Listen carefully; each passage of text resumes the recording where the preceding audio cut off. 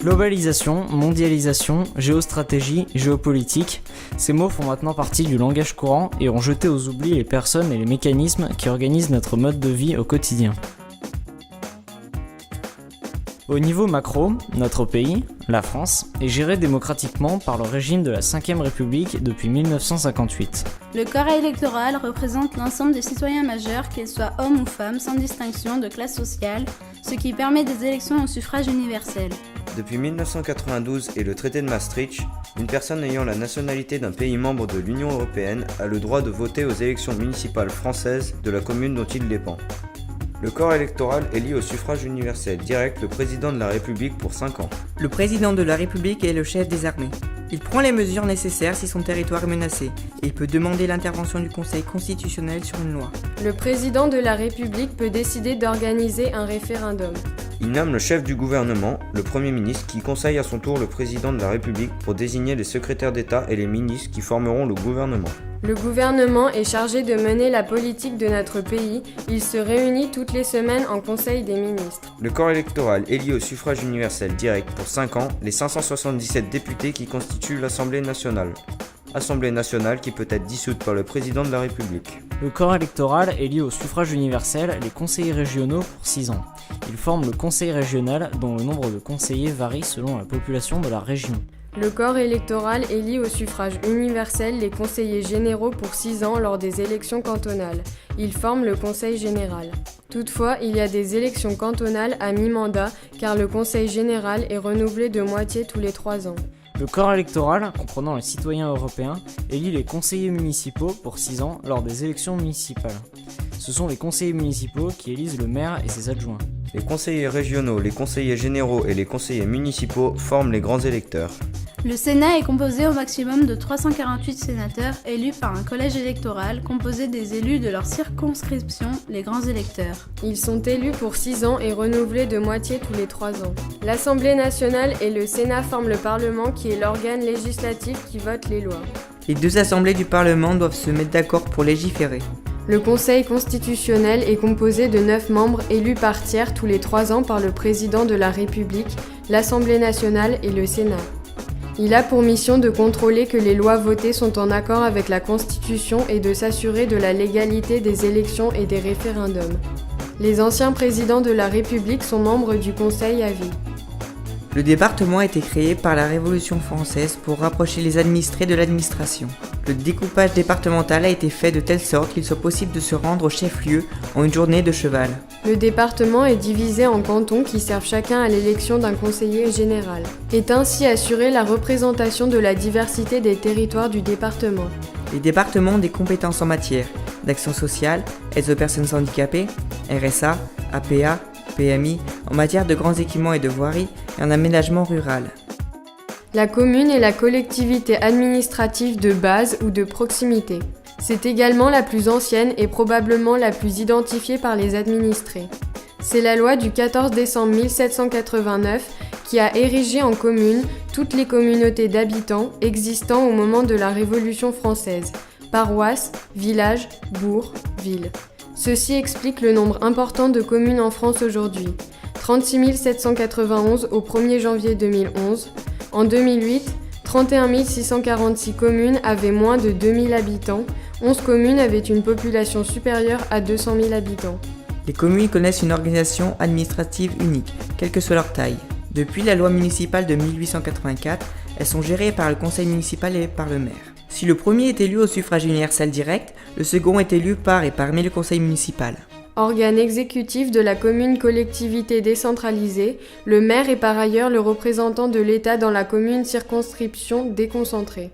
Au titre de cette seconde fonction, il gère l'état civil, organise les élections et a la qualité d'officier de police judiciaire. On dit qu'il connaît un dédoublement fonctionnel.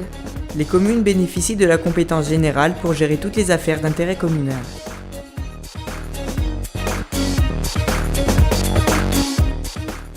Alors le conseil municipal, dont vous voyez quelques images là, se réunit en moyenne une fois par mois. C'est une réunion qui se tient le soir. qui dure entre 3 et 4 heures. Cette réunion demande beaucoup d'heures de préparation aux adjoints qui interviennent, au maire et au service administratif, notamment à Farida. C'est un grand investissement, c'est la démocratie, tout est mis sur la table pour que les conseillers puissent se prononcer avec le maximum d'éléments en leur possession. Alors, ce conseil municipal tient une fois par mois, mais pour autant, on n'attend pas un mois pour soi. Lors de mon premier mandat, j'ai initié les réunions du mercredi qui ont remplacé ce qu'on appelait le bureau municipal qui concernait uniquement le maire et les adjoints. Donc là, il y a vraiment un travail d'équipe. Cette réunion permet à l'ensemble du conseil municipal de vivre au quotidien ce qui se passe dans la commune. En dehors de l'information, je compte sur ces réunions pour m'aider à prendre des décisions, étant entendu que du domaine de la gestion du quotidien de la commune, c'est moi qui assume la décision finale. Donc je suis au bureau de l'association des maires de l'Isère comme trésorier adjoint. Sur le plan départemental, on prend des positions et à la dernière réunion qui a eu lieu il y a 15 jours, j'ai été à l'initiative d'une motion par rapport au rythme scolaire et leur financement. J'ai la charge des relations nationales. Une fois par mois, je vais à Paris, une journée complète, parce que je suis membre de la commission nationale des finances locales de l'Association des maires de France. On aborde les lois qui vont concerner les collectivités territoriales et on donne notre avis au ministère ou à la commission des finances. L'Association des maires de l'Isère et de France, ça me prend 2 jours et demi, 3 jours par mois. Ensuite, vous avez l'association des maires du canton du Touvet qui s'est réunie avec Georges Bécher. Donc là, je suis président de cette association. Je rappelle qu'il y a 13 communes. Et on a des actions d'information par rapport à la politique du Conseil général, en commun avec Georges Bécher. Et d'autre part, on a des actions de formation propres lorsqu'il y a un problème qui tombe sur des élus, une évolution budgétaire, une évolution sur telle taxe, etc. Ça me prend, on peut dire, 2 jours par mois.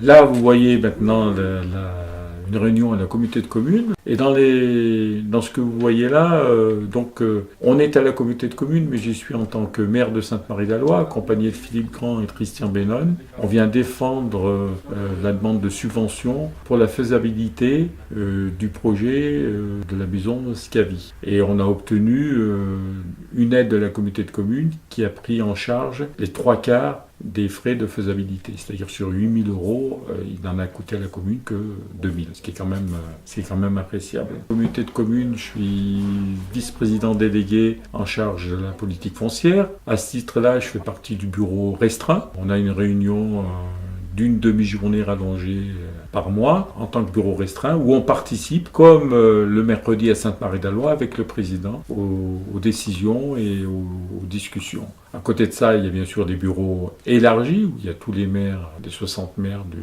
maires et délégués de la communauté de communes. Et puis il y a aussi le conseil communautaire où là il y a 170 personnes. Tout ça représente aussi un certain temps, j'ai du mal un peu à l'évaluer, mais c'est conséquent.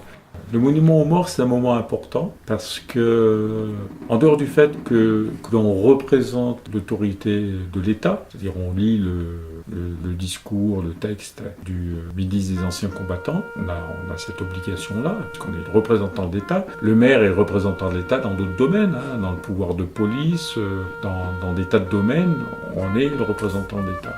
J'ai par exemple le droit aussi de mettre des PV sur la route, je signale pour ceux qui circulent en mobilette, des fois tard le soir, en faisant beaucoup de bruit. Pour revenir à des choses sérieuses, donc il y a le monument aux morts, il y a le bureau de vote que vous verrez après. En 2012, ça a été 4 dimanches. C'est quand même du temps passé. Vous verrez après l'inauguration du RAM. Mais les fonctions ne s'arrêtent pas là. Il y a la recherche de financement, il y a l'établissement du budget. Enfin, c'est un travail passionnant. C'est un travail passionnant qui, dans une commune comme Sainte-Marie-la-Loire, représenterait facilement un plein temps normal entre la mairie et l'Interco. Voilà, je le fais avec passion, quelquefois d'une manière trop passionnée, mais bon, c'est mon tempérament. Et voilà, j'y prends beaucoup de plaisir.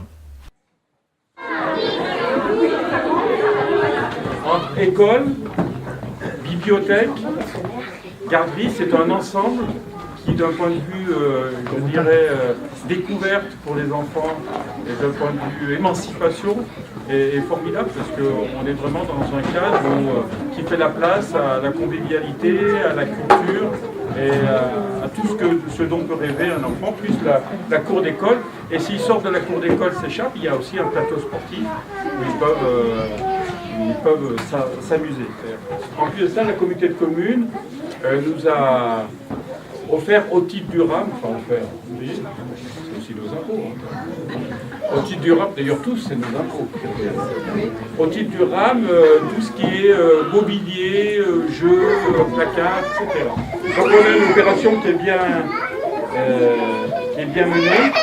En fait, je salue tout le monde dans un même salut amical et je vous souhaite une bonne fin de soirée.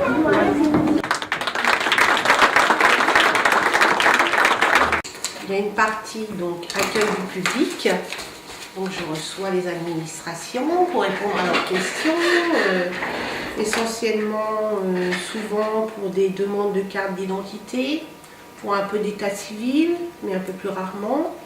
Et voilà, en gros, c'est les points principaux de leur demande.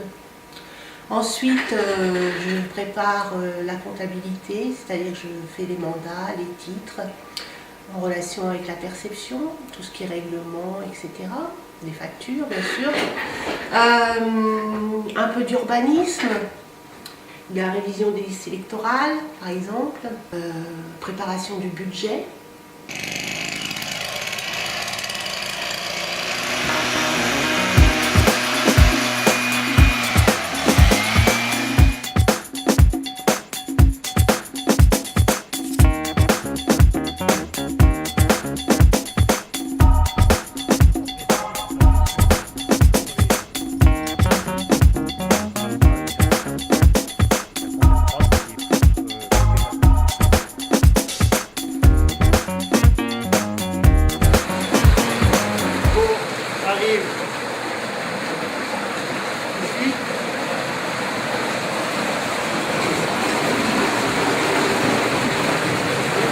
Ferme la puissance, on va se pousser, passe dans la grille, passe dans un autre point, pour arriver ici. Donc cette partie va à Saint-Vincent et l'autre partie, Sainte-Marie-d'Avoie.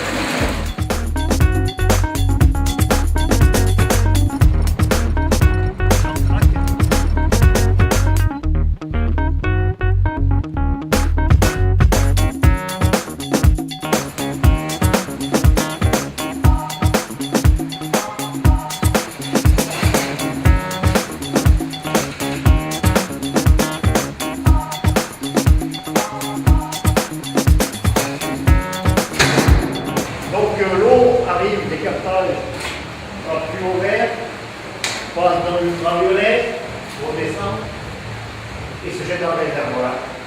Après, elle part alimenter Sainte-Marie-d'Avoie. Ça, c'est une réserve pompier. Donc le réservoir, il restera bien plus bas que ça. D'accord. Si elle a sorti, on ouvre la vanne dessous et on apporte 100 mètres cubes de réserve. Donc quand ça part, on a des vannes pour couper l'eau et ça part alimenter le village. On a un réservoir, un compteur. Voilà.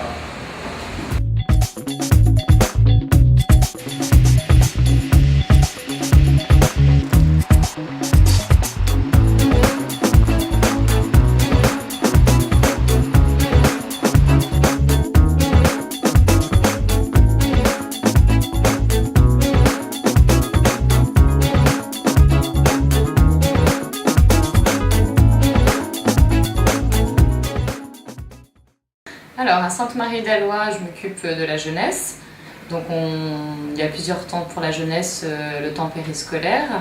On accueille les enfants après la classe.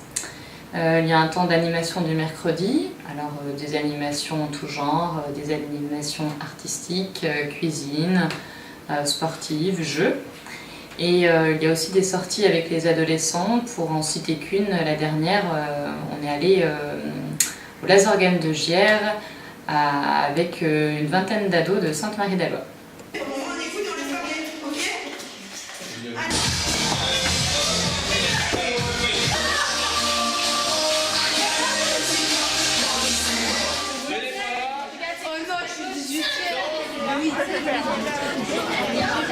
La discrimination.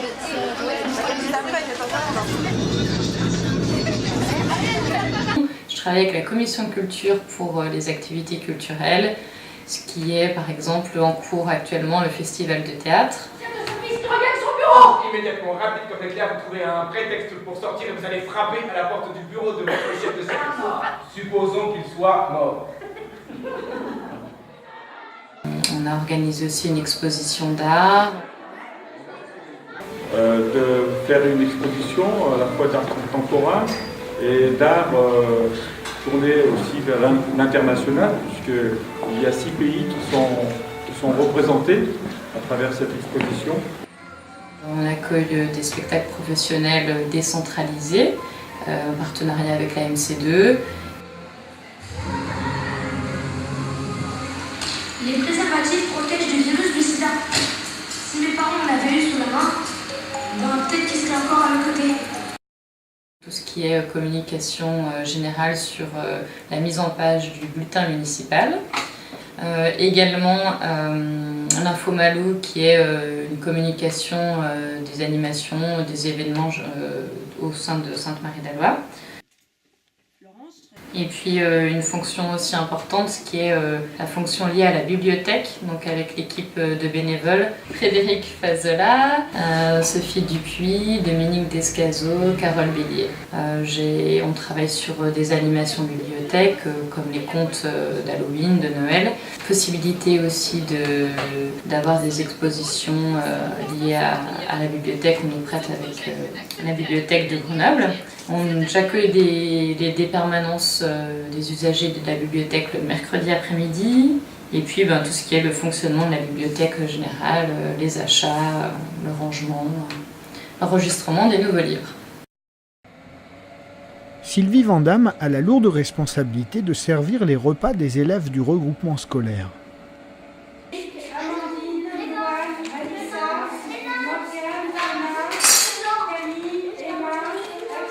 Les normes d'hygiène en vigueur dans ce domaine d'activité lui imposent une rigueur militaire qu'elle s'applique à mettre en œuvre.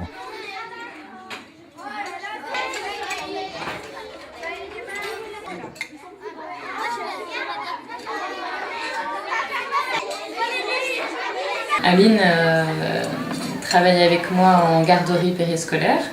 Elle est sur l'accueil des enfants le matin à partir de 8h et le soir avec moi à partir de 16h20. Bien, moi je m'occupe de tout ce qui est travaux sur la commune.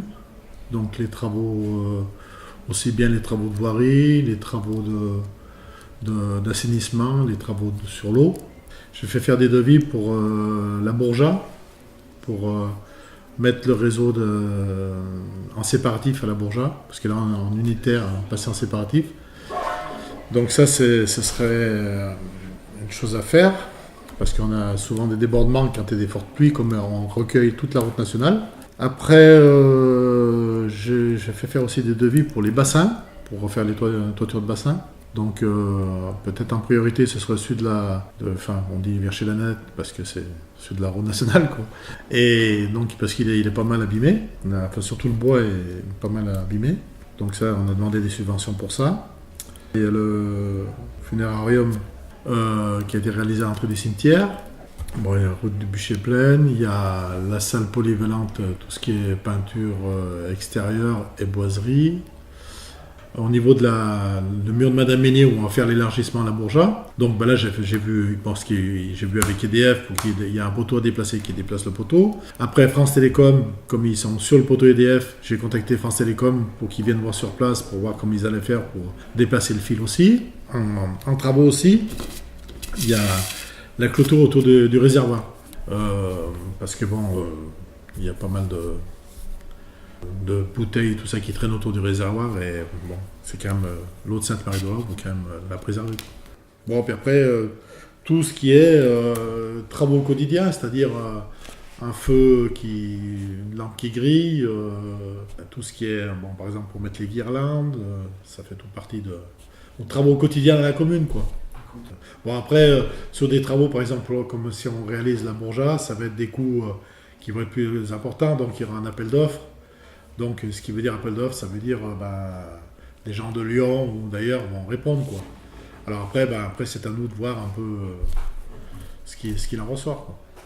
Je suis adjoint à l'urbanisme sur la commune de Sainte-Marie-d'Alloy. Dans le cadre de cette mission en tant qu'élu, on est chargé de s'occuper des différentes instructions de permis de construire qui sont délivrées sur la commune. Dans le même cas de figure, on instruit les certificats d'urbanisme avec la secrétaire de mairie et en relation avec la DDE. On s'occupe de faire du suivi de chantiers qui sont érigés sur la commune, entre autres les salles polyvalentes, les écoles, les aménagements de mairie, les aménagements de l'église, etc. En fait, tous les chantiers qui peuvent être suivis sur la commune. Je suis en parallèle avec Jean-Michel Bouclan, élu à la communauté de communes. Dans ce cadre-là, nous représentons l'ensemble des élus du conseil municipal, donc on est au nombre de 2. Chaque semaine, on a des réunions à la communauté de communes dans les différents groupes de travail et on a un conseil communautaire à la moyenne de 1 tous les 2 mois, on va dire. Je suis aussi le représentant de la commune au sein de l'association Marc Simian, l'association qui s'occupe d'héberger les personnes âgées. Donc on a aujourd'hui un centre qui existe encore au sein de notre commune, c'est la maison Sainte-Marie, ce qu'on appelle anciennement la maison Saint-Jean. Donc je suis le représentant de la commune au sein du conseil d'administration. Tous les mois, on a un conseil d'administration et une assemblée générale en fin d'année. Je suis disponible pour l'ensemble des administrés de la commune qui désirent avoir des informations aussi bien relatives à la construction ou à l'urbanisation de la commune en général. Et dans ce cadre-là, nous sommes en train de réviser notre poste pour le transformer en PLU. Donc c'est un dossier qui est en place et qui est établi maintenant depuis à peu près une dizaine d'années. Mais on espère bien aboutir avant la fin de notre mandat, à une révision de notre PLU. Je suis responsable de la commission Enfance et Jeunesse. Donc je travaille avec Amélie pour tout ce qui est animation Enfance et Jeunesse. Mais en fait, toutes les deux, on travaille en collaboration. Je lui impose rien. Elle me propose, on en discute et à chaque fois, que ce soit pour les sorties de fin d'année, pour ses animations, on en discute, on voit quel jour elle veut faire ça, et voilà. En fait, c'est vraiment une collaboration très intéressante et très agréable avec Amélie. Et puis je travaille aussi avec Corinne Lugan, qui est animatrice RAM au niveau de la communauté de communes. Et je participe à d'autres commissions, la commission culture, la commission information, enfin bulletin municipal, et puis je participe au CCAS. Alors, les réunions de la communauté de communes se passent à Crolles, voilà, et on en a à peu près 2 par an. Les réunions se passent en soirée, en général à partir de 18h30, 20h30 à peu près. Je suis en charge de la réalisation du bulletin municipal. Je suis également au CCAS. Et je suis à la commission Enfance-Jeunesse avec Françoise, qui est la présidente de cette commission. Alors au niveau du bulletin municipal, je travaille en collaboration essentiellement avec Amélie, avec Françoise, Séverine et Geneviève Bernard, Séverine Briard, Geneviève Bernard et Françoise Saint-Guérian. Donc on rédige des articles pour expliquer un petit peu ce qui s'est passé dans le village. Et on revoit la mise en page des articles avec Amélie pour finaliser le bulletin. Donc Amélie envoie un mail en début de session de nouveaux bulletins pour toutes les associations qui sont susceptibles de nous envoyer donc un article pour qu'on récupère ces articles pour le mettre dans le bulletin. Et nous, on écrit aussi, on décide d'écrire des articles sur certaines choses dont on a été témoin pour raconter un petit peu comment ça s'est passé et puis mettre des photos, voilà. Mon rôle au niveau du CCAS, c'est simplement de venir aux réunions du CCAS pour prendre des décisions sur le budget, sur les différentes choses que le CCAS décide. Je suis présidente du CIEM. C'est un regroupement des écoles maternelles et élémentaires. Ce syndicat intercommunal comprend 4 communes. Il comprend la Bussière, la Flachère, Sainte-Marie-du-Mont et Sainte-Marie-d'Alloy. Il est composé de 12 élus, donc 3 élus par commune et le maire de chaque commune qui participe au CIEM. Il y a au niveau des écoles, donc 3 sites. École donc, de la Flachère où il y a 68 enfants, 3 classes. Il y a 2 aides maternelles et une personne qui s'occupe de l'entretien des locaux et de la restauration collective. Et donc à la Bussière, il y a 68 élèves. Il y a 3 classes avec 2 personnes d'entretien et une personne qui anime au niveau du périscolaire et au niveau des cantines. Et à Sainte-Marie-d'Alloy, on a 2 classes, 49 élèves, et où il y a une personne qui s'occupe entretien des locaux et cantines et une personne qui fait l'animation et de la cantine et du périscolaire. Le nombre d'élèves pour l'année 2012-2013 est de 188 élèves. Et on vient d'investir dans des photocopieurs et puis surtout dans 2 classes numériques qui se situent une à la Bussière et une à Sainte-Marie-d'Alloy. On encourage également le sport, le sport à l'école, par l'UCEP, qui est animé par Françoise Saint-Nérian. La lecture avec la bibliothèque de Sainte-Marie-d'Alloy et d'Amélie. Et également par le groupe de bénévoles sur la Bussière avec Lire et faire lire, qui font la lecture aux élèves en période de périscolaire. Le conseil syndical se réunit une fois par trimestre où nous élaborons les projets d'investissement, projets de fonctionnement. Et là, au niveau des projets, le conseil syndical essaye d'associer les élus, le personnel, les intervenants extérieurs, les parents d'élèves et les maîtres d'école. On a également les employés communaux qui nous aident en période de vacances pour faire tous les petits travaux dans les écoles. Après avoir fait ce zoom rapide sur le système et les hommes qui gèrent notre environnement politique, parfois compliqué, je constate que rien n'empêchera notre ami André de nous ouvrir la route vers l'avenir.